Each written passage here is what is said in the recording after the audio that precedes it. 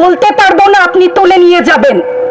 প্রতিবাদ করতে পারবো না, ভিন্ন মত প্রকাশ করতে পারবো না, আপনি আমাদেরকে রাজাকার বলে গালি দিবেন।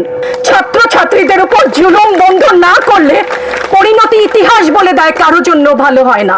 এখন আমাদের সাথে আমাদের প্রিয় সহকর্মী চৌধুরী সাইমা ফেরদৌস আমাদের ইনস্টিটিউট অফ বিজনেস অ্যাডমিনিস্ট্রেশন থেকে, উনি সংক্ষেপে তার অনুভূতিটি বলবেন। আসসালামু আলাইকুম সবাইকে।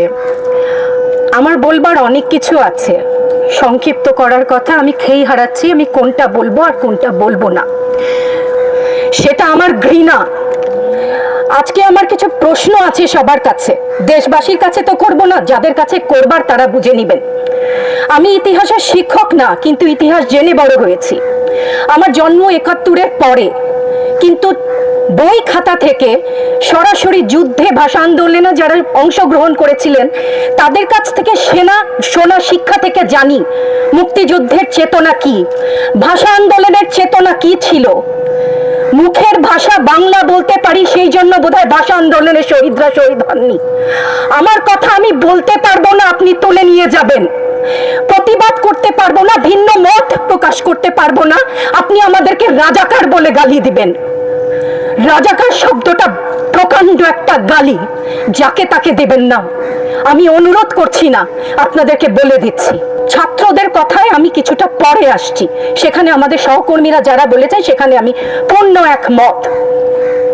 আমাকে একটু বলে দেবেন আপনারা, মুক্তিযুদ্ধের চেতনা কি ছিল দেশের হয়ে? আপনারা বলবেন যে যারা শুধুমাত্র আমার বাবা মুক্তিযোদ্ধা ছিলেন তাই আমার অধিকার প্রাপ্য অনেক কিছু, সেখানে পূর্ণ সহমত।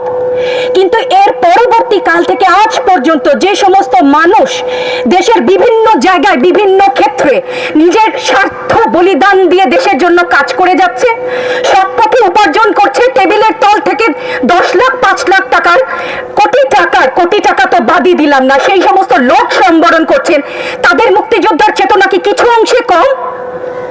সেই প্রতিবাদ করলে আপনি আমাদেরকে বলবেন রাজাকার। রাজাকারের বাচ্চা, এটা প্রকাণ্ড গালি, যত্রতত্র দেবেন না। আর আমার ছাত্র ছাত্রীদের গায়ে গুলি কেন? আমি এখানে কেন দাঁড়িয়েছি, কেন আজকে কথা বলছি? কারণ আমি মানুষ, আমি শিক্ষিত একজন মানুষ, আপাদমস্তক ভাবে যাকে শিক্ষা বলেন।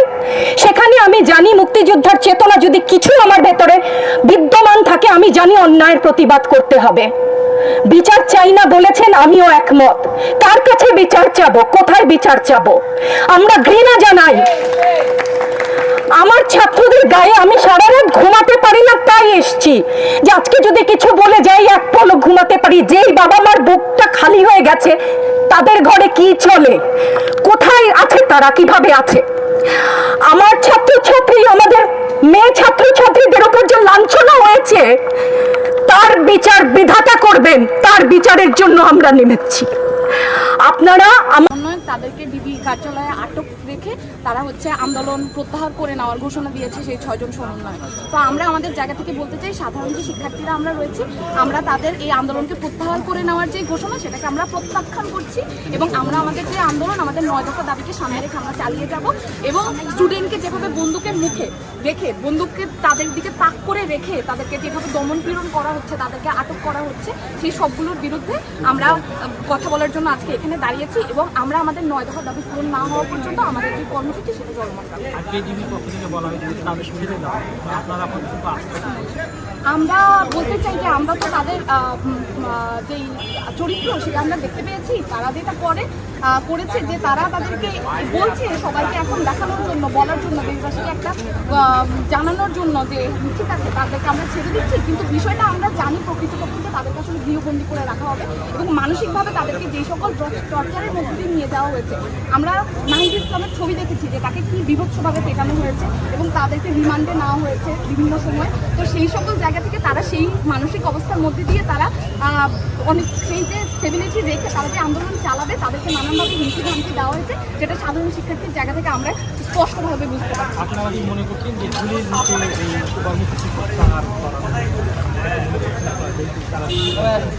এবং আমি আপনাকে লর কথা বলতে পারি, ওই প্রসঙ্গ যদি আমি আপনাকে নাও বলি, একটু বলতে পারি যে বাংলাদেশের যে আইনের ধারা রয়েছে সেখানে আটককৃত অবস্থা অবস্থায় যেই জবানবন্দি নেওয়া হয় সেটা আসলে যুক্তিযুক্ত হয় না এবং এক্সপেক্টেড না, কারণ তারা আসলে ফ্রিলি মুক্তভাবে তাদের মতামত জানাতে পারে না। তাদেরকে আটক করে বা তাদেরকে ভয়ভীতি দেখিয়ে তাদের জবানবন্দি আদায় করার সম্ভাবনা অনেক বেশি।